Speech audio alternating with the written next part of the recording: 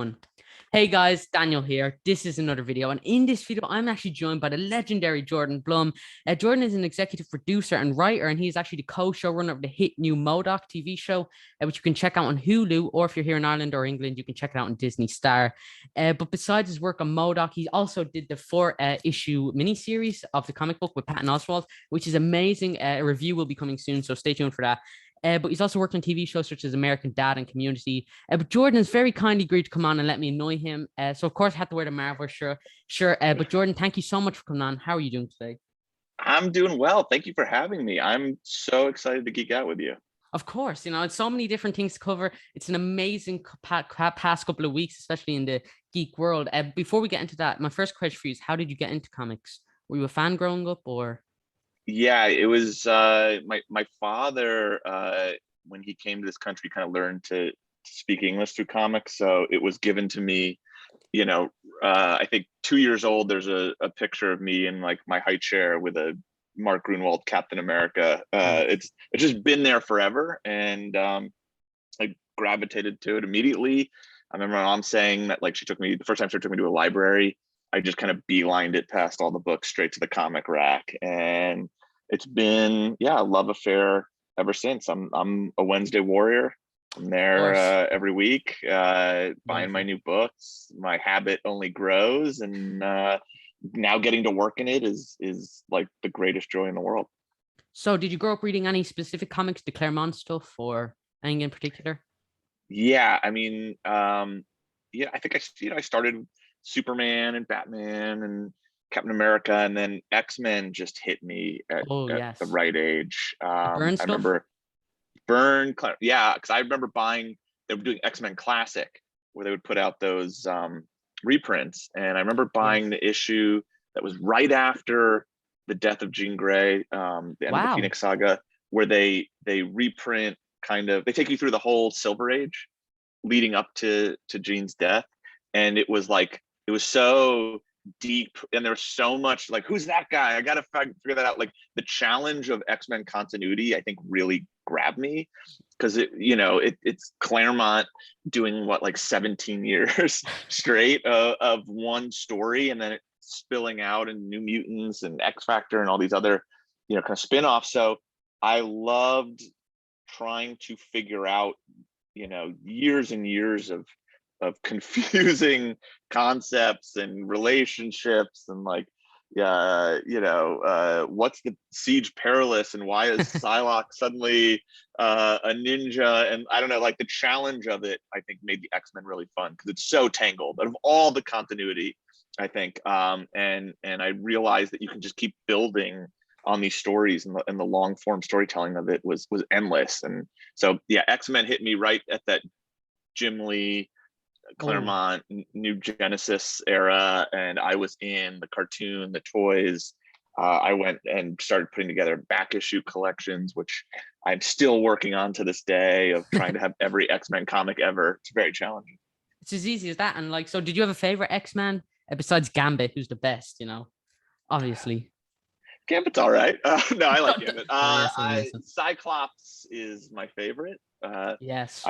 I kind of always liked him as this leader who doesn't get to have any of the fun or be the star or the flashy X-Men. He's practical and pragmatic, and I feel like is burdened with trying to save mutant kind, and I always kind of dug that about him, that he has the weight of the survival of the X-Men and the species on his shoulders. So I don't know, I've enjoyed that character, and I think what they've done with him over the years of having him kill Xavier and become a revolutionary, and kind of become the new Magneto. I love that. I love the evolution of the character, and that now he's in like a father role, which I love as well, to Cable and Rachel Summers. So I enjoy the evolution of that character as well. Yeah, absolutely. And so then, who's your favorite X-Men villain? You can't have the good guys without bad guys. Yeah, I mean, Magneto's everyone's given.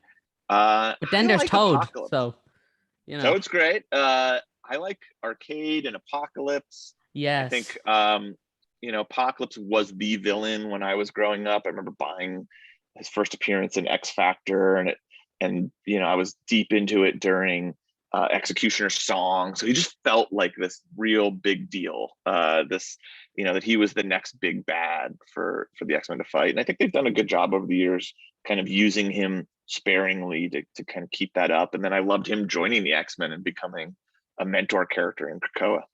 Yeah, absolutely. And so the X-Men have been brilliant currently. Have you been keeping up with the series? Some of the Hickman I stuff? read them all. Of course, all of it. You have to. There's so Yeah. many. You miss one issue. 4 characters are dead.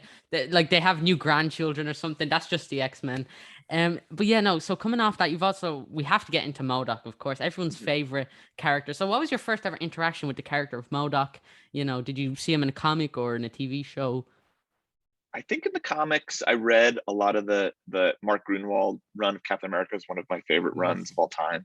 Speaking of long runs, and that was the one where the Serpent Society was hired by AIM to assassinate him because they were doing a coup or something. And the design, that Kirby design, strikes you immediately. Yeah. And then I remember the Iron Man cartoon from the '90s coming out, where for some reason he was like baby sized, like they put him in a stroller in that cartoon. It was so weird. But the toy line, they got him, the correct kind of proportions to the Iron Man toy.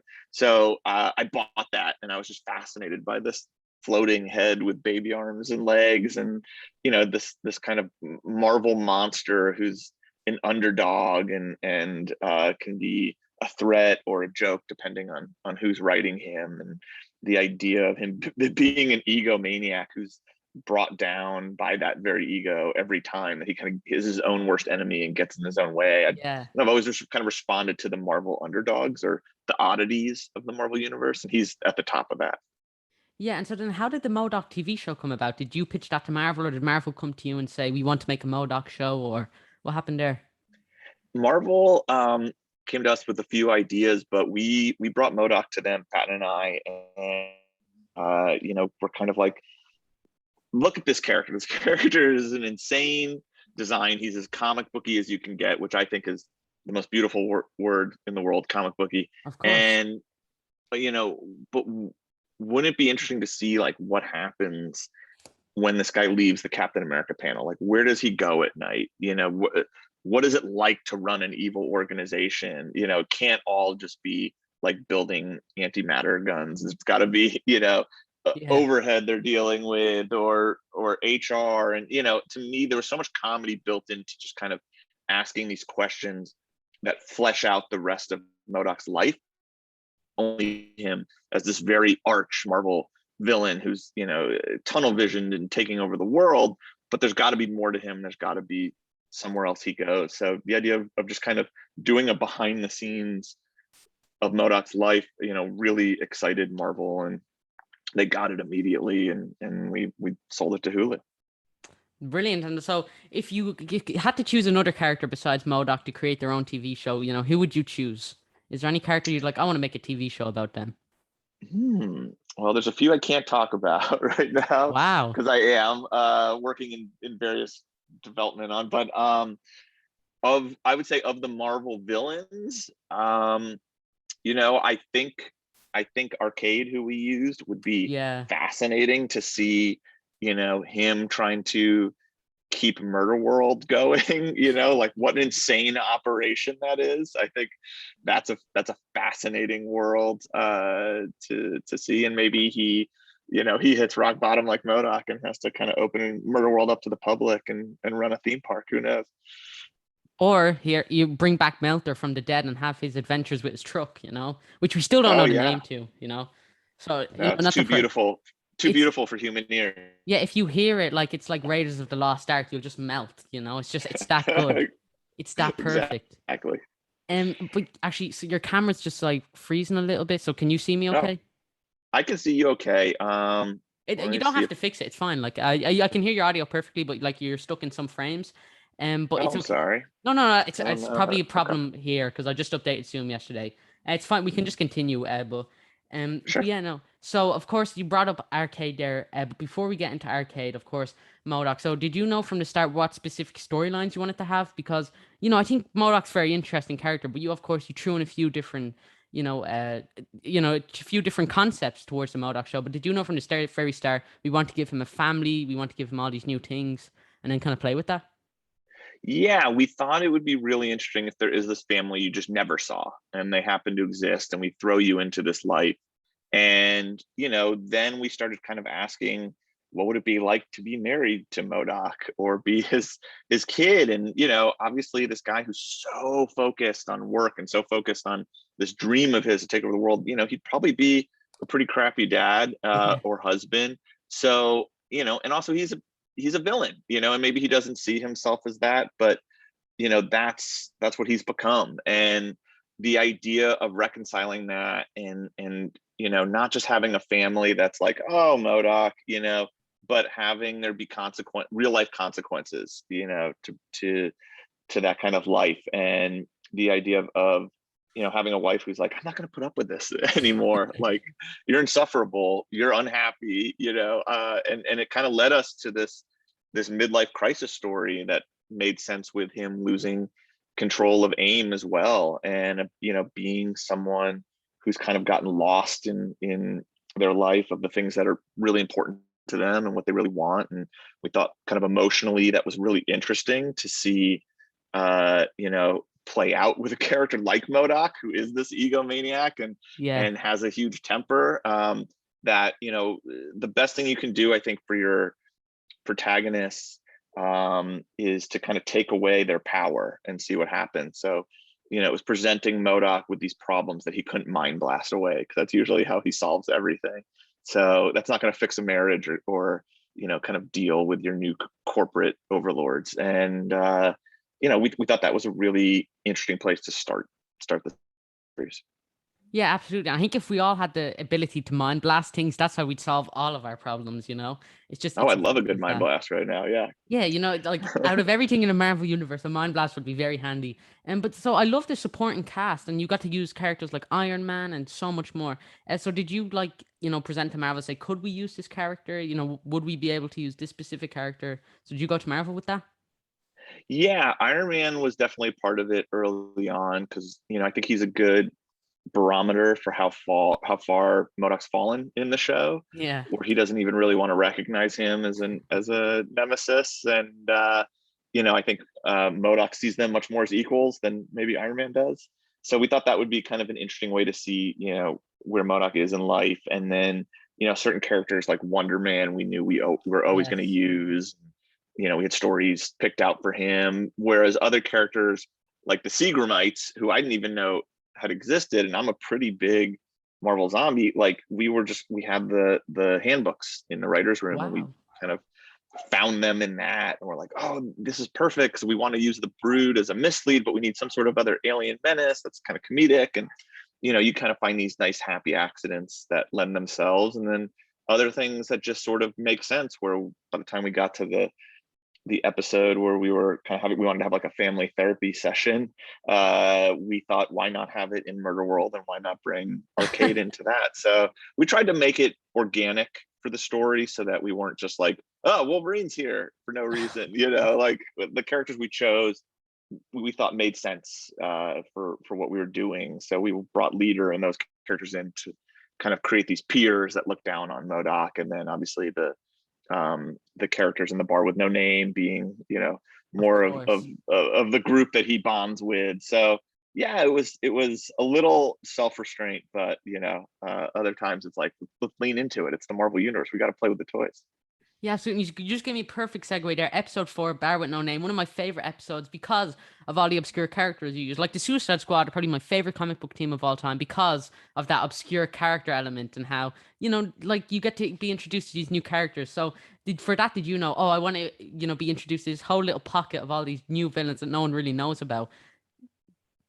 Yeah, we all had our favorites. So I always loved Armadillo. So I was like, he's got to be in it. And then I think Patton, pitched the Melter or Angar, and we started to kind of whittle down our wish list and figured out, what are the most fun, interesting voices to play off Modoc in this gang. And I think the group we ended up with was really fun. Like, no one knows who Tenpin is, but he's such a great character. It's a goofball. So we were, I think the fun of that, and I would even say in Suicide Squad, is these D-listers, they Yeah. don't have years of continuity and backstory and you know, you got to get the Daily Bugle right, and you got to get J. Jonah Jameson right. You know, like they're more free to break and play with and bend, you know, in a way that opens you up. And I think that's the appeal of the Suicide Squad, right? Is like no one cared about Captain Boomerang until you gave him a personality and a backstory. The same with Deadshot. And I think, Of course, yeah. that's always been exciting to me, is to take these characters I've always enjoyed, and then, you know, like we do with Modoc, and be like, who are they? You know, these, you know, flesh them out. And I think you can really do interesting things with a Suicide Squad. You can kill them, and, you know, no one is safe in the way that if you're reading Batman or Spider-Man, they're probably going to make it through this issue. Whereas, you know, Suicide Squad, you're like, I don't know. Yeah, it You could know, go it either could be way. anyone. Speaking of Suicide Squad, there, have you seen the new film? Oh, I loved it. I Oh thought it was man, it's fantastic. crazy. Do you know how hard it was for me to convince them that I was 16? Because I'm not, I'm 13. So I had this all planned out. My local cinema, I'd go and I'd buy a ticket because I've gotten into like films before. But I figured, oh, I'm so nervous about this because I know everyone's trying to get in. So I wore jeans and I had this all planned out. I wore jeans. They didn't even make me look older. And I stuffed socks into my shoes. So I got like an extra inch. And in the end, they didn't really care. They just like, oh yeah, it's screen 6. And I felt like such a clown, but I still got to see it. Hey, you got Oh in. man, It it's worked. crazy. Like, I mean, I'll talk to you a little bit afterwards where you can kind of get into spoilers, but whoa, I did not see half of them coming, but really unexpected. And then Starro So as the good. villain. It's like, what? Oh my God, that made me so happy. Like I said, like comic booky is my favorite way to describe something. And I feel like for years, you know, growing up, it was like, well, the X-Men can appear, but they have to be in leather. We can't be too comic booky. It can't be like, people treat it like a dirty word. And now it's like, no, the absurdity of comics is that you can take these huge ideas and then ground them and make them human. And I think James Gunn is the king at that. Like Guardians is, here's a tree and a raccoon, but you're going to feel for them. You know, these are insane concepts, but you're gonna buy the reality of them. And I think he did it again with Suicide Squad. Yeah, absolutely. So, without spoilers, who was your favorite character? I like Polka Dot Man, and I like a lot of the first squad. I like the Weasel and Nathan Fillion's character, who I think they changed the name from the comics, but It's Arms from Fall Arms Off Fall Off. Boy in the comic, and then it's the detachable Yeah, kid in the film. Detachable Kid. That's what it is. I could have done full movies about them and seen their adventures. I Absolutely, loved yeah. it. Some amazing characters in there. And but yeah, no, and like some brilliant portrayals, like John Cena as Peacemaker, I didn't see coming. Like Peacemaker, what a joke! He's such an obscure character. Like I didn't even think they'd include him in something like that. But I'm really happy to see. And then like half of the portrayals were brilliant. Like Ratcatcher 2. Imagine like someone like Ratcatcher and then Polka Dot Man. It was all brilliant. And but Yeah. yeah, it was all, like so crazy. And then Starro was the villain. But speaking of villains, you got to include Arcade. Basically, in the last couple of episodes, like what made you choose Arcade? You just think, oh, I want to set it in this location, so you have to have Arcade. A mixture. I think it was, yeah, we wanted to use Murder World, like I said, for this Yeah. family therapy episode. And you know, he's such a funny concept of an assassin who spends billions of dollars building death traps that he only gets paid $1 million to kill people for. So we thought that would be great to see him kind of play off young Modoc and the Super-Adaptoid, and then getting Alan Tudyk to voice him was a dream, Oh and man. he did such a fantastic job. So yeah, you know, it was definitely a character I've always loved, that's kind of in the back of my head at all times, and then it being like it making sense for the story and all that. And yeah, I think I love that stuff in the Marvel universe, kind of that they built this map, right? Like there's the Savage Land in the North Pole, and there's or Antarctica, and there's uh,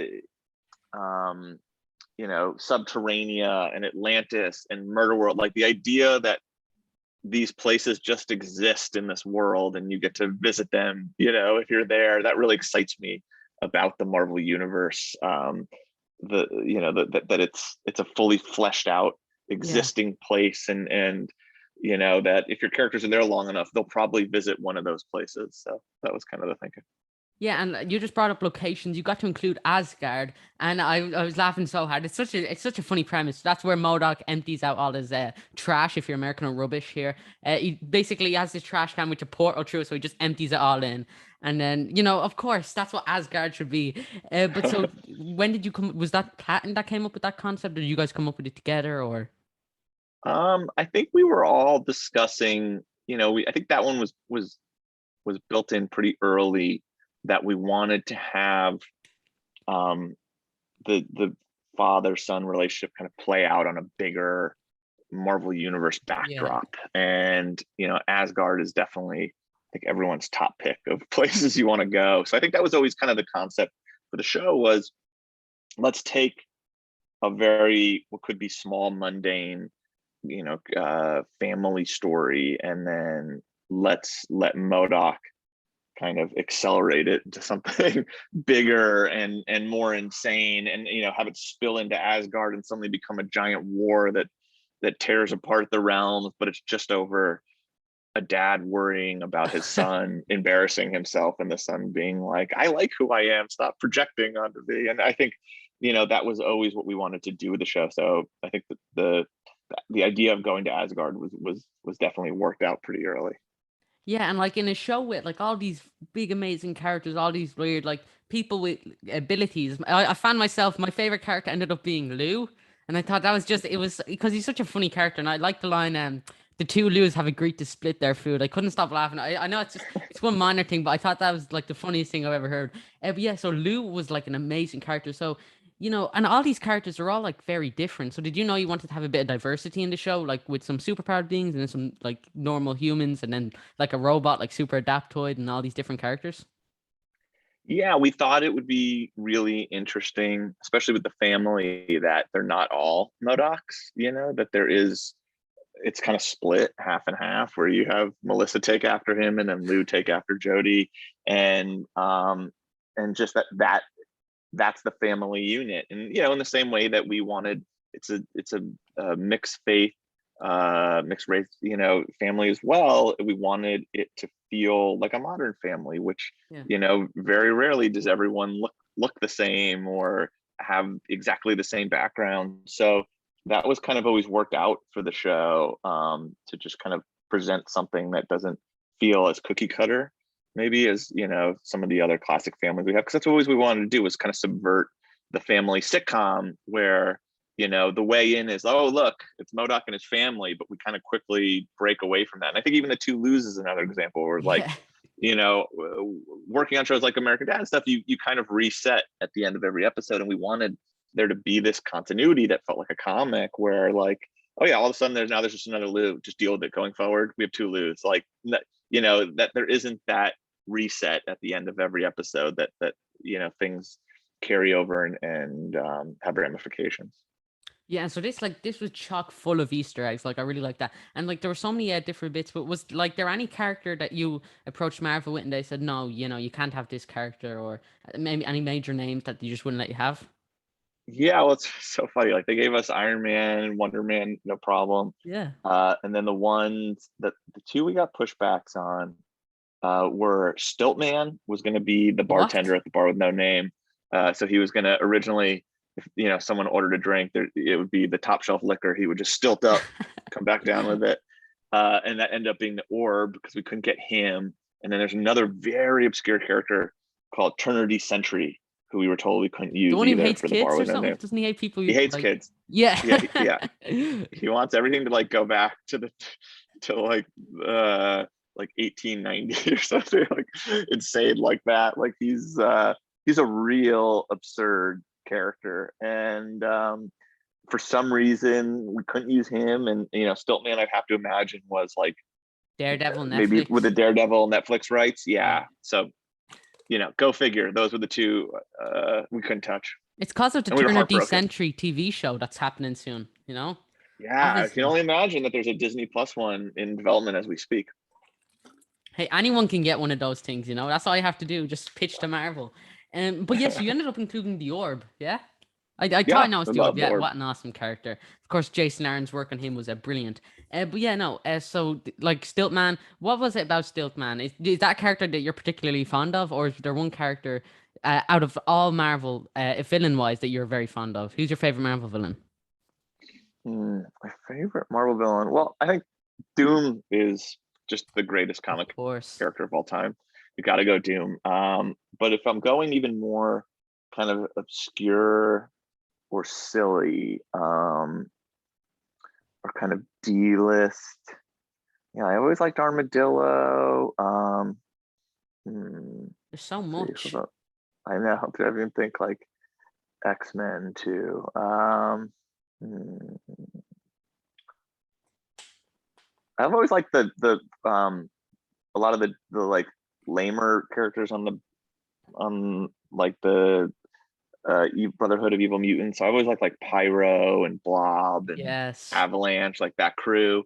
And I feel like we're just starting to scratch the surface with Pyro and a few of those characters, but like I'd love to know more about, Avalanche or Blob. They did a really good thing in with that Age of X-Man, kind of fleshed them out. So I think those characters have a lot of potential because they've been there forever, but we don't know a ton about them.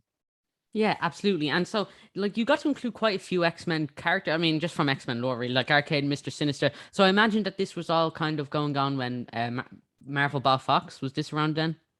Yeah, so it was right before it. So I was like kind of testing the waters. That's why you see Lila Cheney have a concert in the pilot. And I was like, okay, I don't think the lawyers knew that Lila Cheney's a mutant. Let's see who we can get away with next. And I kept pushing it, and then finally, in the middle of us making it, the deal went through, and they ended up buying Fox. And I was like, all right, put Wolverine in this beer commercial, see if anyone catches it. So we had fun with it, and obviously if we get to do a season two, I've got some big plans for an X-Men story. So Storm as a fingers weather crossed. person or something, or just Wolverine on a boat. Just all these concepts, just characters appearing everywhere when they shouldn't even be there. Yeah, well, I want them to try and get Lou into like a charter school, and they can't. So then Modoc messes with his DNA to make him passable as a mutant, and they Oh, just send him to Xavier's. I'd love to see Lou at Xavier's. that sounds amazing. Yeah, but like Lou's too overpowered. It wouldn't be fair on everyone else. He's too amazing. He's But got the power of heart. Yeah. yeah, I mean, I'm not sure how good that would be against Magneto, but I'm sure he'll do just fine. But Yeah. I actually let's also touch on this amazing comic book series, which everyone can go pick up. You can pick up issue 1 to 4 from your local comic book store. But the comic is really interesting to me because this isn't the same continuity as the TV show. This is 616, Yeah. right? Yeah. 616. Yes. That was by design. We when Marvel came to Patton and I and were like, we'd love for you to do some sort of tie-in for when the show comes out. We didn't want to just do an adaptation of our show. We had just done 10 episodes and we loved our take on Modoc, but we were really excited about tackling the one from the 616, and he's a different character. Yeah. He's a lot more, I think, self-serious and like I said, I think I've talked about this before. Modoc's very flexible. Like he can be comedic, he can be a legitimate threat, like in the Avengers video game. He can be, a kind of comedic foil to Gwenpool. If you look at his history, he's always written with the same sort of voice, but he's played differently, kind of with different tones. So we liked the idea of like kind of taking a Grant Morrison approach to it and being like, what if that's all one Modoc? And what we've seen is that this character's been killed, so many times. He's constantly rebooted. You kind of don't know what version you're going to get. And what if he started having nightmares or memories of this life that's our show, and he Yeah. couldn't reconcile it with the rest of his memories? And because the Modoc of the 616 wouldn't understand, the Modoc of our show. It's two different lives led. So the idea of trying to make that all make sense created to us an interesting mystery to have Modoc solve, of him not being able to trust his own memories and wondering if this is something that happened to him or if it's something that he even wanted. Yeah. And it allowed us to tell this story of Modoc investigating his own comic book history. So we got to have him run into Iron Man and the Serpent Society and Gwenpool and AIM, and have him kind of go on this journey where he's exploring who he is and his origins and what makes him Modoc. Yeah, and so as a comic book fan, like you grew up reading comics, what was it like to finally see your name on like a comic? Was that kind of crazy or surreal for you? It was unbelievable. I mean, I picking it off the shelf and holding it, it was the greatest thrill in the world, honestly. I mean, comics are my first love. It was incredible to get to add to that. Yeah, I can imagine. So you co-wrote this with Patton Oswalt, right? So how did that work? Mm-hmm. Did you guys get together and then come up with these different ideas? Yeah, we broke the story together and kind of figured out what we wanted to, the story we wanted to tell, and then we would split up scenes. Some we'd write together, some we just kind of trade back and forth, and then by the time the issue's done, I can't tell you who wrote what. It's just kind of this organic process. So it's really fun, obviously, to just pass that stuff back and forth. And also, you're writing with Modoc. Like, he will pitch a joke or a line as Modoc, and you're like, yep, that's what he would say. That sounds perfect. Yeah. It makes writing for him way easier when he's in the room. Yeah, and that's amazing. And one character that you included, which was very brave of you, you included Gwenpool. Now, Gwenpool, an amazing character, but her fan base is like, well, it's something else, like Gwenpool as a Oof. character. Yeah. Yeah, exactly. So were you a bit skeptical coming on, like, oh, well, I have to get Gwenpool right? Yeah, well, I was very nervous because, for one, Jordan White was our editor, and he is kind of like her godfather. He was the editor on her original book, and he's very protective of her, and he has very specific rules about how her powers work, which were fascinating. Oh, wow. And he really helped us, I think, in certain areas. And then, yeah, there's a fan base that the moment I think the solicit came out, it was kind of like, what are your intentions with our daughter? Like what are you going to do with her? You better not mess this up. Also, thank you for putting her in a comic, but don't mess this up or we're going to come after you. And we were very kind of cautious to make sure that you don't just write female Deadpool. That's not the character. I think that's the misconception about the character. And she made so much sense for the story that we're talking about Modoc investigating identity and who he is, because she can do that on a very meta level. So we thought, hopefully her even purposefully acting a little out of character because of the character growth she had recently, and then her becoming self-aware of it, and then her becoming aware that even Modoc can change and grow, service the story. So it was kind of fun to work on, stack all those different levels. And I think that always comes with using a character like Deadpool. Like Gwenpool. Don't kill me, Gwenpool fans, for just calling her Deadpool. I think I just see the little sniper dot on your head there. You might want to, Yeah. It's all coming into motion. But yeah, like the fact that Gwenpool has a really large fan base for never being in any of the live action films is amazing. It's like characters like Moon Knight. Like Moon Knight has a very devoted fan base, and like, he's only really coming into is like a huge character now. But yeah, no. So of course, M.O.D.O.K Head Games issue 4. The art on this is astonishing. It's by Scott Hepburn. Yeah, correct. Yeah. Scott's unbelievable, and it was such an amazing working relationship. Where like for Scott, like I think you learned to trust your artist, and you have that working relationship with them. So you could see, like, early on we put a few in there, and then by the end we're like, what is, just Scott, tell us what you want to draw, and we'll write it in there. I think issue 4 maybe has like 5 or 6 other splash pages just to like let him loose in the comic. So, and just look at that amazing page here. Like, look, yeah. So did you M.O.D.O.K's origin in 2 pages? Yeah, and I think we can see Batman's parents get shot again somewhere in here. Just every origin ever. But yeah, no. So did you and Patton script this one specific page? Because I remember looking at it like, wow, how can this go from like script to actual page? Yeah, we scripted the kind of core memories that are in there, the ones that I think have dialogue that goes with it, but everything else we just kind of said, use whoever you want, pull from M.O.D.O.K's past, maybe incorporate the family as well. And then Scott kind of figured out this layout, and he added Hulk and all these other characters, Namor, who had fought M.O.D.O.K previously, so that it kind of covered the character's entire history. But yeah, it was just kind of like, here's some suggestions, go nuts. And he did, and he worked out all that circuitry and how everything connects. And it was a really complex layout that I was blown away when I saw. Yeah, he is an unreal talent. And then the covers are by the amazing Cully Hamner.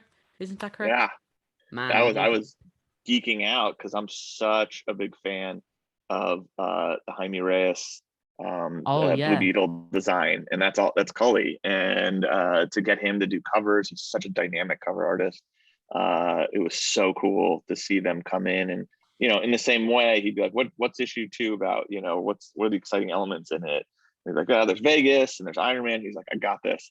And then comes back with this, James Bond parody of Modoc and Iron Man for issue 2. It's just so cool to see, their process and how they kind of filter all this ideas and information and come up with a concept like that. Yeah, Cully is brilliant. And did you see the new Blue Beetle film is being announced with Solo Marjana? I'm not even sure to pronounce that. Playing Yemi. Yeah, perfect casting. I think everyone who watched Cobra Kai is Cobra like, Kai was like, yeah, he should be Blue Beetle. Obviously, he should be Blue yeah. Beetle. So It's great casting. Ted Cord or Amy? Which one do you prefer?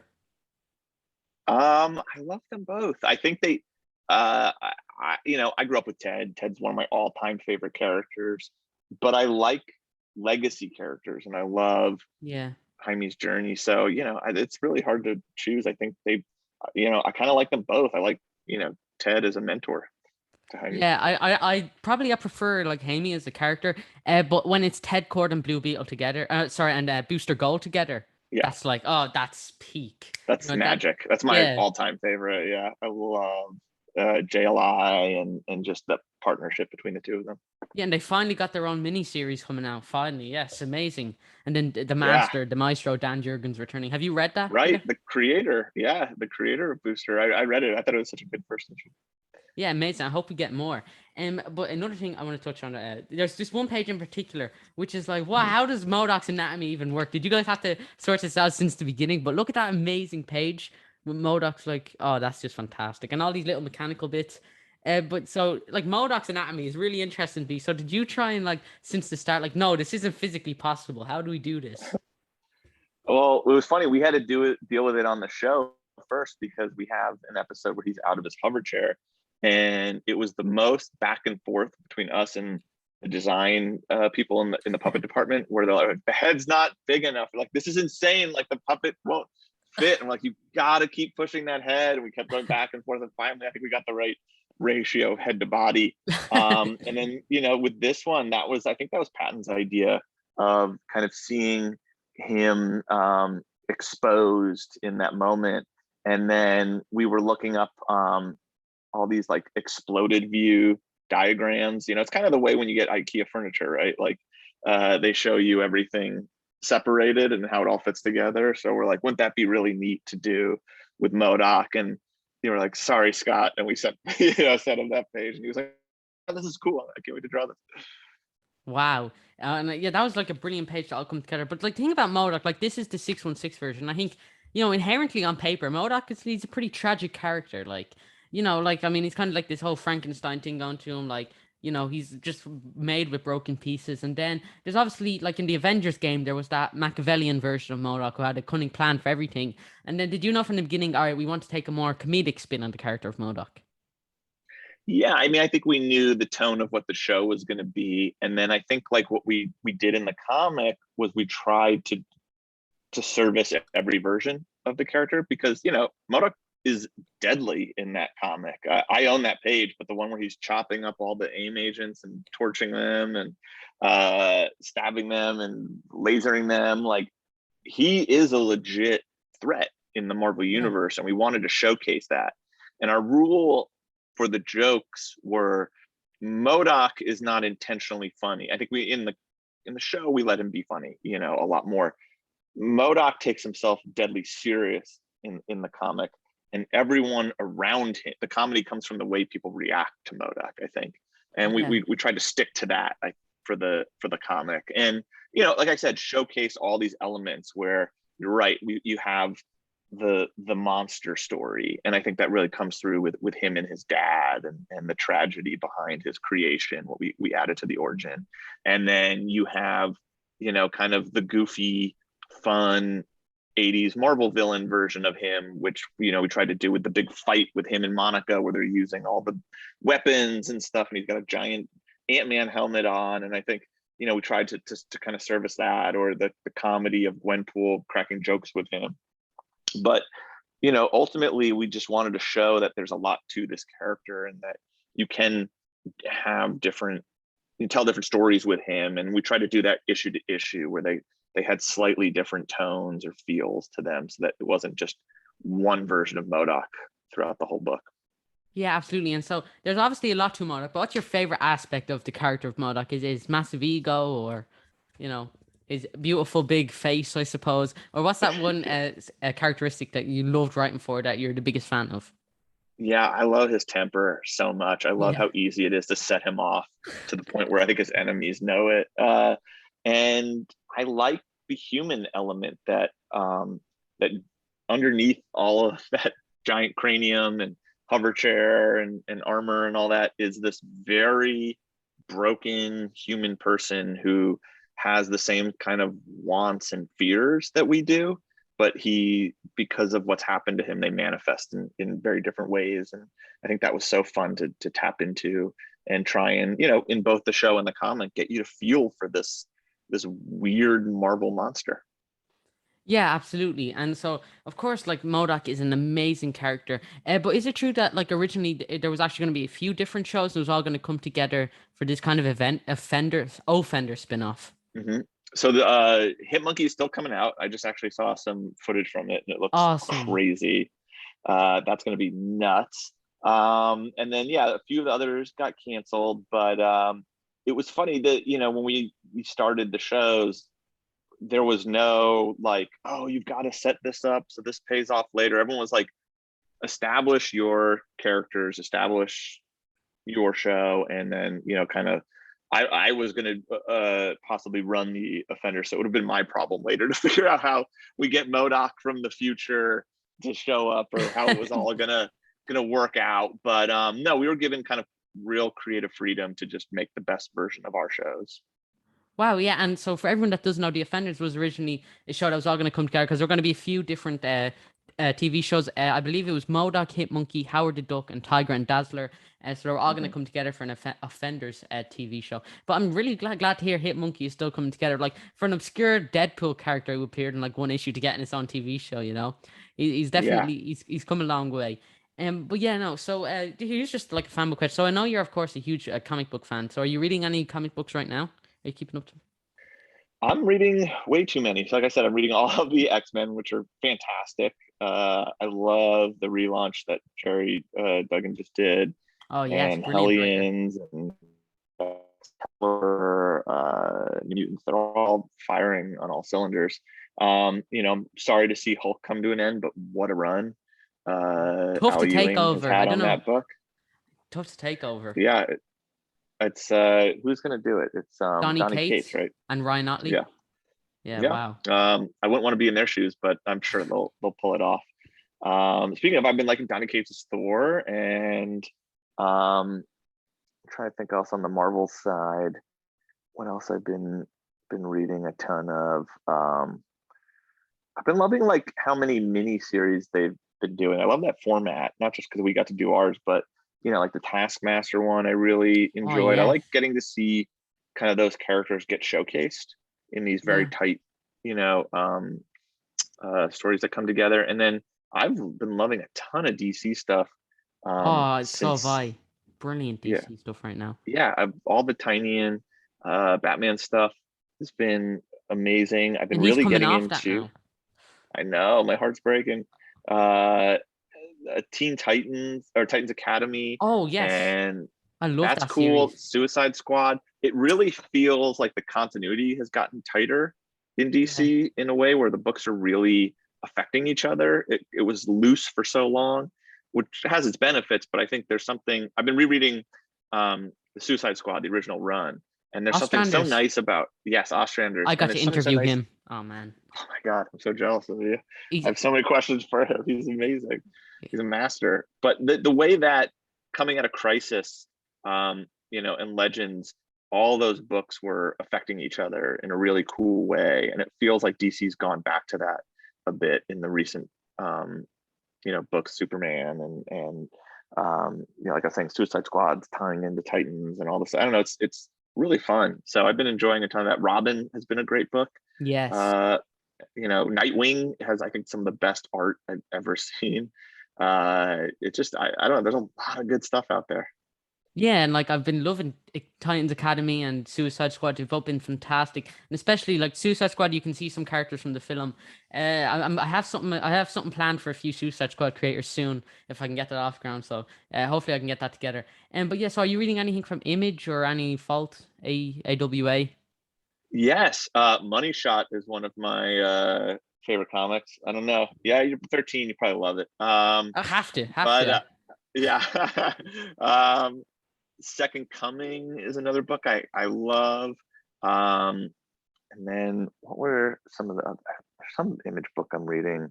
Oh, Stray Dogs, I really dug. Oh Check yes, is that that out. the kind of animation? It looks kind of like a animation thing, but Yeah, it's it's like a Disney movie, but a horror movie. yeah.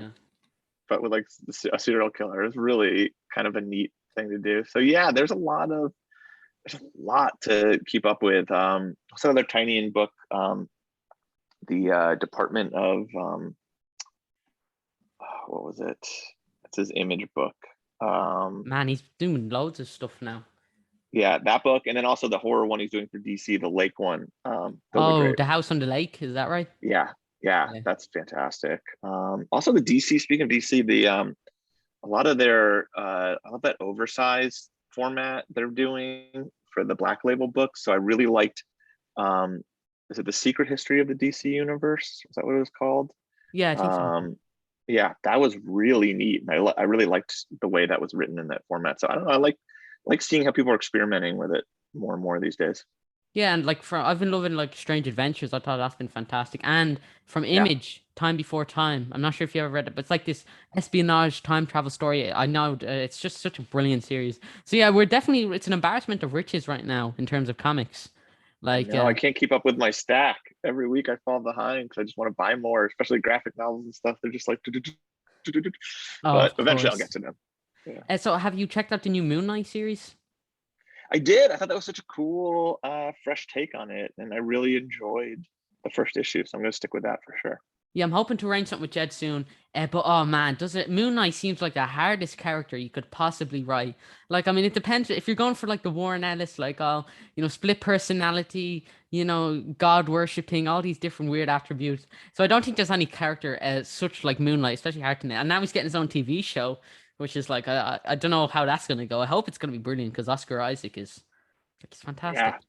I'm looking forward to that. Yeah, Moon Knight's an interesting character where I think he's like unstable Batman, and I think there's a lot to do with that, and also like the weird ties to both like kind of Egyptian lore, and then the character's also Jewish. So there's like really interesting. I've seen some good stories that kind of dive into, this character who has all these complex ideologies kind of Yeah. baked into him, on top of, the mental health stuff. I think there's a lot you can play with, and I think the unpredictable nature of the character makes him really fun. Oh, definitely. Of course. I mean, in terms of unpredictability, he's definitely up there. But so then who's that one character for you that you think is fair? Like you think, well, he's a hard character to nail. Is there any character in particular that makes you think, oh, that'd be tough to write for?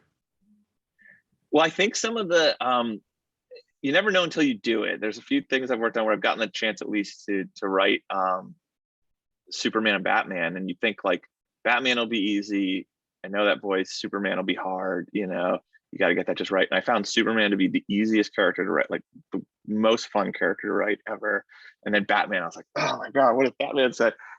So you never know. I feel like until you do it. Yeah.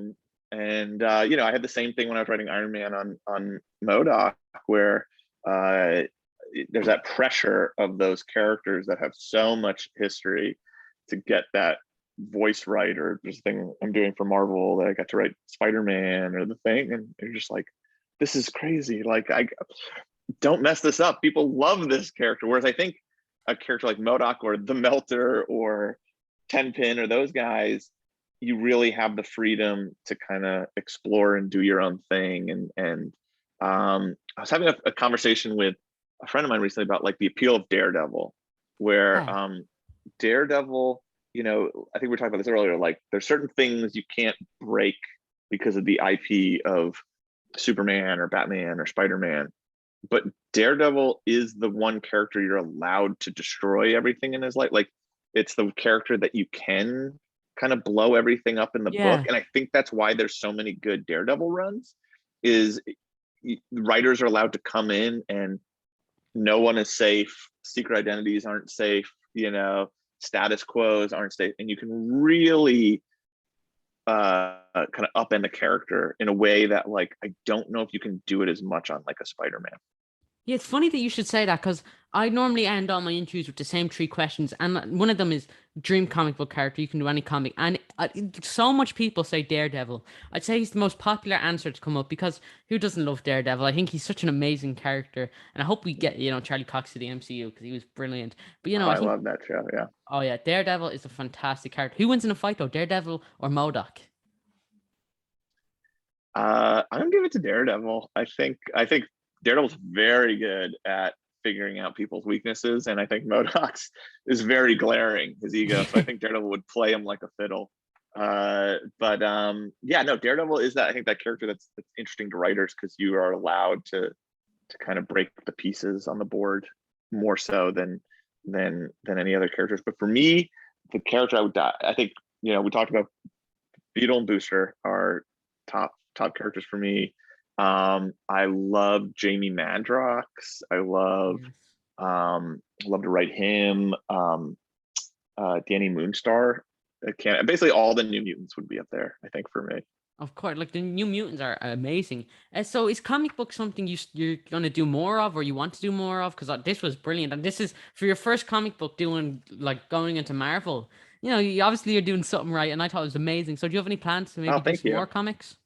Yes, I'm doing I'm actively doing something for Marvel right now, and Wow, then have some stuff in for some other companies and some doing a creator-owned book.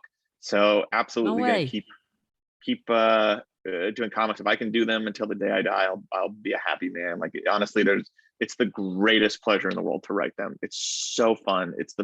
In my opinion, as much as I built my career on television, it's the best format to tell stories in Yeah. my opinion. So I love it. Yeah, absolutely. And so that's amazing. I'm very happy to hear that. But yeah, no, so definitely comic books. I imagine was there kind of an adjustment period, like because I don't know, because this obviously Modoc was your first comic, so going in writing for Marvel, you were like, okay, how do I write a comic? How do I do Yeah. this? I feel like I've been reading and researching it my whole life, but it definitely helped. I'm friends with Jerry Duggan and Oh, love his Kibble Deadpool. Smith. Yeah, he's so good. Savage So Avengers, yeah, brilliant. he's one of the best writers working, and Daniel as well is an insanely good writer. So Oh I yes. kind of picked their brains a little bit, and I was very lucky. Patton had written comics before as well, so I was really the newbie going into this one. But I think you, I hopefully picked up on it pretty quickly, and hopefully each issue got better and better, and again, like I said, fell in love with it. Like I always want to be doing comics. Yeah, absolutely. And so yeah, coming back to Modoc, I imagine like obviously when you're writing something with literally Modoc, that probably made it a bit easier. Like you can just say, oh, okay, Modoc would say this, and then Patton would just do a line. You go, all right, perfect. Yeah. Well, we have the benefit of doing the most research anyone's ever done before they wrote a comic, in that we had read every appearance before we started the show. We did 10 episodes of the show, learning the character, Patton being him, and then went right into the comics. It was such an easy transition. Yeah, definitely. And so like I think like obviously Modoc being like the character that he is, like is it fun for you to really delve into a character like that? And do you think that over time you've really become to understand Modoc and your version of Modoc as opposed to when you first started?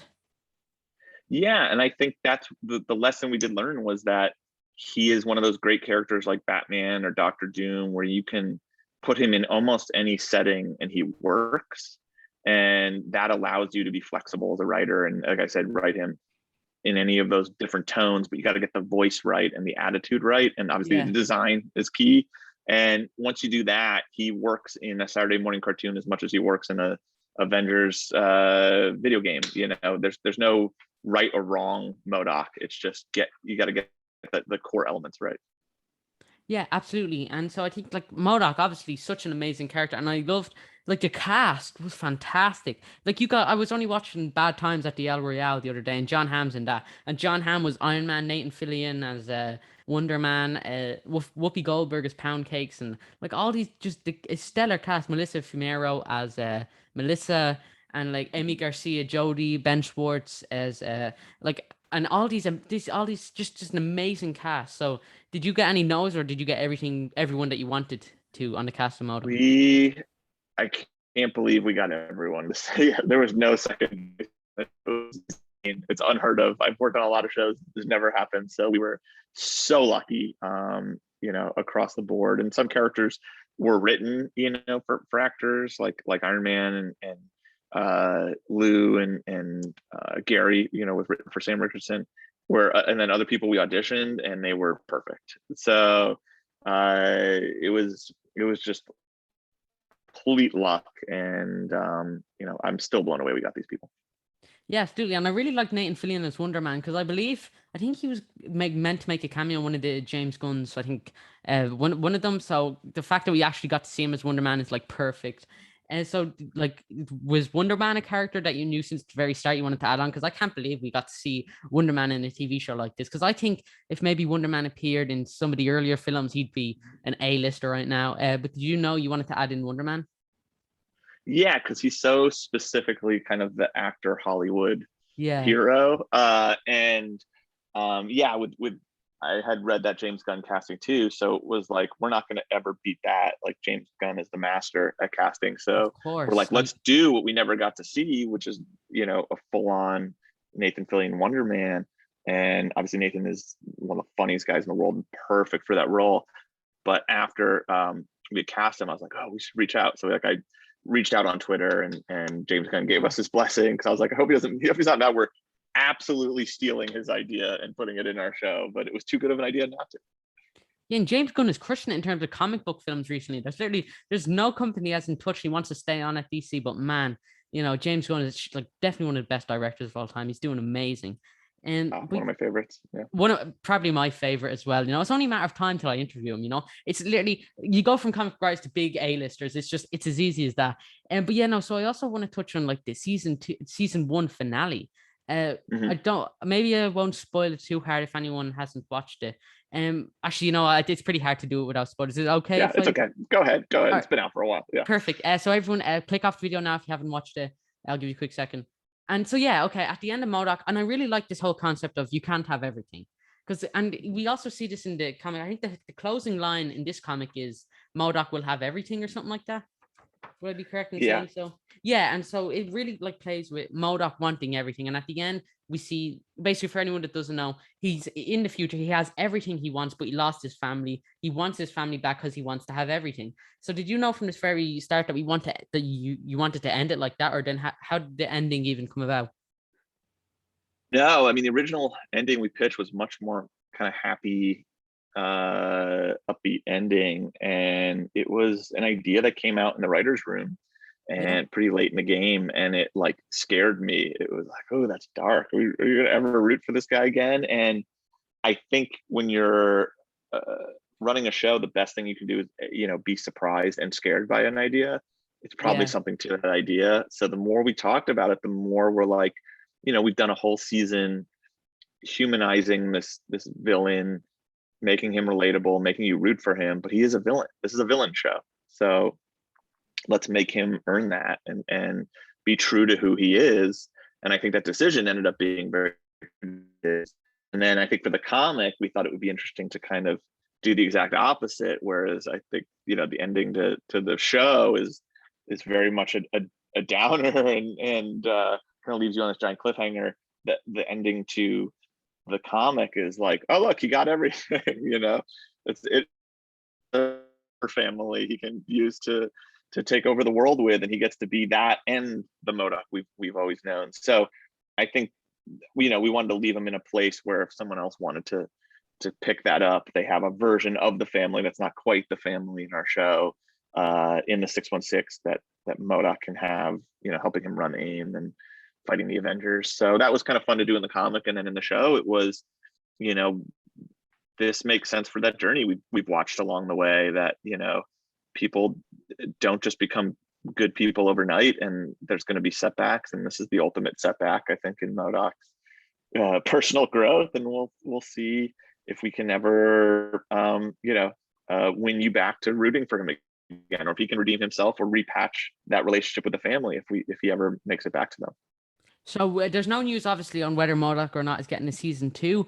So, hypothetically, if there was a season 2, do you have more plans in this realm? Do you have some things that you already know you want to happen? Yeah, we have most of it kind of figured out, or at least the broad strokes of it. And, a big thing is obviously we have to pick up in the future. And I think there'll be a lot of fun of seeing what happened to Gary and Monica and the Adaptoid in this future and where they end up, as well as Modoc's plan to figure out how to save the family. And then the other thing that we kind of left dangling on purpose is Hexus. And some people thought we just wrapped it up with a bow and forgot about it, but no, we have big plans for what we want to do with Hexus and their invasion. Yeah, just get rid of Hexes for what they tried to do to Sherlock. It's unacceptable. Austin was one of my favorite characters because there was one scene, and I just remember I thought it was so funny, and I tend to think about it a lot. But it's like he goes up to Modoc and he wants to go on a walk with Modoc. It's like, I've saw you go on a walk with other people before, Modoc. Just this once, Modoc. Please just go out with me. And he's like groveling, but it's like it's the funniest thing. And then what you did to Austin is just unforgivable. I won't get into it, but. No, but Beck Bennett, so funny as Austin, and I thought nailed it. And maybe you haven't seen the last of Austin either. This is a world of math and science, so who truly stays dead, and in what form will Austin appear in? Who knows? But we grew to love him so much too that we all kind of felt like, I don't want to lose that character yet. Maybe, I don't know. We'll see. Hashtag bring Austin back, everyone. Get it trending. You see, I have some very big pull on this YouTube channel. So in a couple of days, I imagine that's going to be trending, I'm sure it'll explode across Of course, the internet. it'll have to. I mean, it'll probably get over 1 billion tweets or something, I like the luxurious life of a comic book YouTuber, I'm practically a worldwide famous. But a few other characters that I really liked was Gary. And there was one scene where he's talking about fire, which is brilliant, and the Super-Adaptoid. So was there one character like in the supporting cast that you didn't expect to have as much fun with as you ended up having fun with? I think Gary very early on was just a joy to write, and especially what Brilliant Sam brought character. to it, and became a favorite. I think those are the two characters I cannot wait to do more with, because I feel like we focused a lot on the family, that we wanted to give them more, and we were able to, because what John Daly was doing with the Adaptoid was so different kind of than what we originally pictured, and so weird and fun, that we started, when we were doing rewrites on episodes, we started putting him in more. So he wasn't even that heavily featured in that Modoc one with the bar with no name. And then after we had started having table reads and stuff with John, we are like, let's rewrite this and put in this whole showcase for him where he gets to do all these radio voices and he's the car. And, you start to kind of really see, the strengths of your cast and the talent there, and then right towards it. So we really tried to keep adding all these showcases for John to perform. Yeah, and he was amazing. I think he was probably one of the funniest characters in the show. And then when he delivered that, can I get a French fry or something? No. Oh, you will pay for this or something. I just thought it's stuff like that that's so funny. This show, like I remember I was in a comic book shop actually when I was getting this. That's where I picked up this. But I heard the staff talking about it, and they were like, "Oh, I was shocked at how much jokes they managed to fit in like a couple of minutes." And I was like, "Oh man, really?" So I went and I watched it, and it was brilliant. But like the jokes especially, but not only is it filled with jokes, it's filled with a lot of real moments. Like if you watch shows like Rick and Morty or BoJack Horseman, you see kind of like there's loads of comedy, but there are these kind of tender moments. And one in particular is episode 4 where Melter kind of dies at the beach, and it's kind of like a little solemn moment. So did you know that you wanted to have a lot of comedy, but you also wanted to have like a few real moments? Yeah, I think those end up being some of the stuff that excited us the most, of letting moments be real and breathe and have meaning in the show. Obviously, it's an absurdist comedy show, but we wanted you to invest in the family and Modoc and his journey and the other characters. And I think, as the season progressed, we started to kind of lean into those a little more, and found them to be the most fun to write. Yeah, absolutely, and I can definitely imagine why. And but like, of course, just so many different brilliant aspects about Modoc. And so, do you think like you would be open to returning to this character and just writing more Modoc stuff? Sure. I mean, I have such a love in my heart for him, and it's like he's like a friend now that I've spent years with. So he's a blast. He's so fun to write, and it's such an easy voice to tap into. And yeah, I very much look forward to doing more Modoc in the future. And we look forward to seeing more Modoc. But speaking of the TV show, I really liked the animation, as in I never really saw a style like that. So, how did that animation come about? Did you know from the very start that's going to end up looking like this? No, we got tests, animation tests all over town from different studios, and Stupid Buddy came back with both an amazing 2D test and a stop motion test, and we were kind of so blown away by the stop motion, especially the handheld feel of it, which lent itself really well for a behind the scenes look into Modoc's life, and just it felt so unique. And I remember I'd just seen Spider-Verse and was so Oh blown away by yes. how different that felt, that I was like, let's take a big swing on this and try something new and different. And I think it really gave the show its own identity and helped separate it from a lot of other shows that are out there. Yeah, was that by Stupid Buddy? Wasn't it? Yes. But and aren't they the same people who do Robot Chicken, or is that another? Yeah, they do Robot Chicken as well. And they were very excited about, like, we don't want this to look like Robot Chicken. They were like, Robot Chicken's supposed to be toys, and we want this to feel polished and cinematic. And they did such a good job, I think, in the puppet design and the way they shot it and the set design, where there's moments I feel like certain close-ups, especially with the beekeepers, where you kind of forget that you're watching stop motion. It just kind of feels like live action at Yeah. times, or thinking about the scale or the puppets. I don't know. I thought it was such a fascinating process, and the craftsmanship that goes into it is unbelievable. Yeah, and as I watch it, I was thinking, I can't really see this in like Invincible style animation. I think like the style that's gone for just works so perfectly in its favor, which I really liked. And I thought you all did a brilliant job there. So what was it like see something go from script, or see something just go from even like script to a comic page, or actually seeing your words in in like animation? Is that kind of a bit odd for you, giving all these characters a voice? Yeah, I mean, it's surreal. I've worked in animation for a long time, but just the idea that we live in a world where a Modoc show exists is so thrilling to me as a comic fan. I remember seeing the billboards around Los Angeles and being like Wow. just laughing to myself, like I just pranked the world by making a Modoc show. Like, that this is insane if you went back 20 years and told someone that this was going to be a thing. But I think we're at a place where, like you were saying in Suicide Squad, that if done correctly, any of these characters has the potential, I think, to hold their own story or be something special, and it just takes the right take and execution to do it. Like, I don't, Yeah. the same could be said. Where, like, did I ever think I would emotionally connect with Polka Dot Man, or Same. you Yeah. know Peacemaker, or Ratcatcher, or Groot, or Rocket, knowing who they were before they became the Guardians of the Galaxy? I think that's the cool world that we live in now, that these insane ideas, especially like a Jack Kirby, design from the 1960s, can hold their own and be something more. Yeah, absolutely. And I think that's really what, like, it's a great time to be a comic book fan. Like, comic books, like, actual, like, putting comic books into film art at their peak right now. Like, Sylvester Stallone has played a walking shark and it came off amazing. You know what? Like, you would never think about something like that. And I'm really glad that we live in an era where we're getting things like that. But speaking of all these little, like, fun, weird concepts, the Sigramites, I'm not sure if I pronounced that right, also appeared in a few episodes. And is it true that you voiced them? I was the Seagramites. I was pitching them in the room with the intention that we would just get an actor to play them, and then I think by the time we got to casting it, the writers were like, you should just do it. It's funny at the table. And because I do not consider myself an actor, but I was like, look, if you guys think so, then fine. I will never push myself into the show.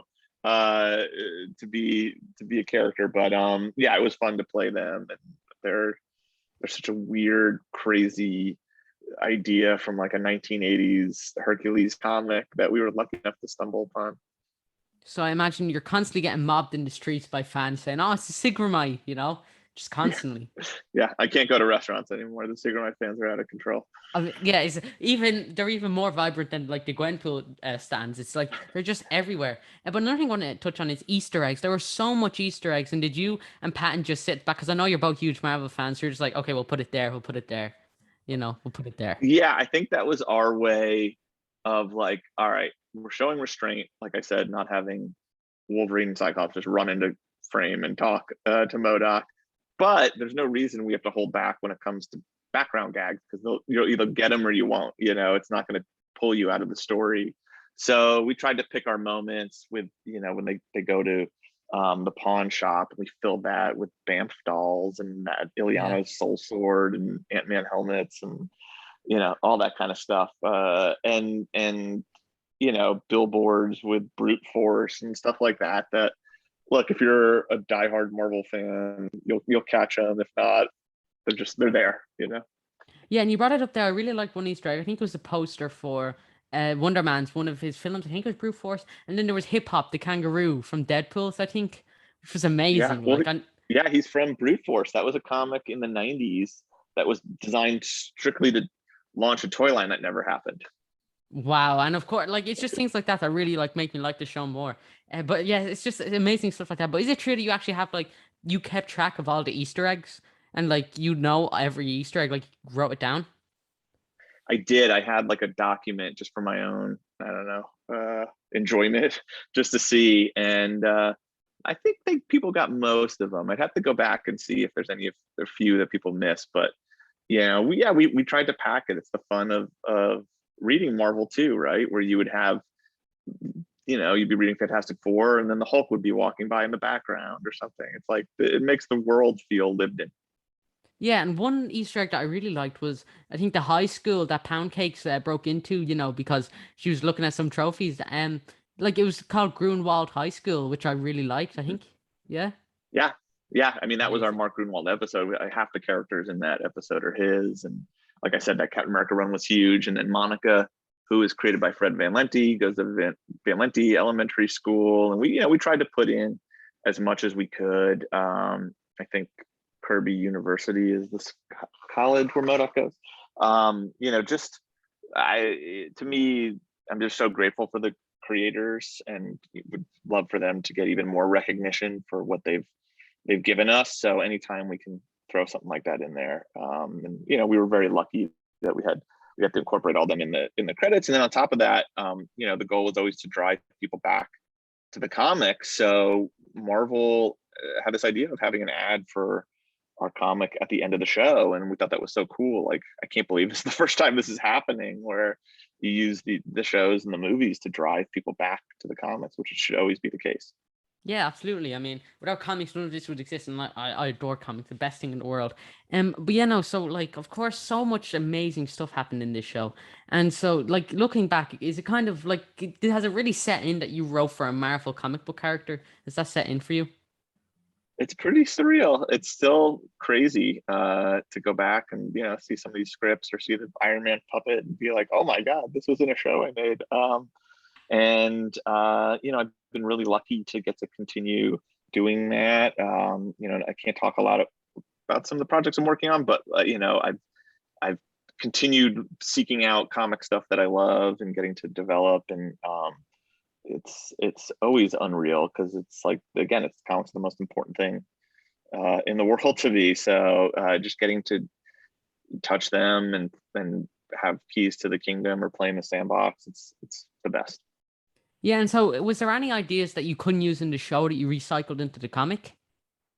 Yes, the second issue, we just never got around to it. We always wanted to do some kind of super villain trade show. I think in the show it would have been like a M.O.D.O.K Austin, like rooming together at a convention kind of show episode, and then we just didn't have time for it. It didn't really kind of further the narrative, but we always liked that concept. So when we were coming up with like where should Modoc and Iron Man go, we made it a little more of a heisty thing and had them sneak in. And I love the idea of, again, these supervillains like walking around with shopping bags of stuff they bought at a convention, trying out new tech from AIM or Hydra, and bidding on the stuff. So the idea of, again, adding to the larger map of the Marvel universe, that hopefully someone goes back and goes, oh, I want to do another story at the villain convention, like just the idea that that's going on,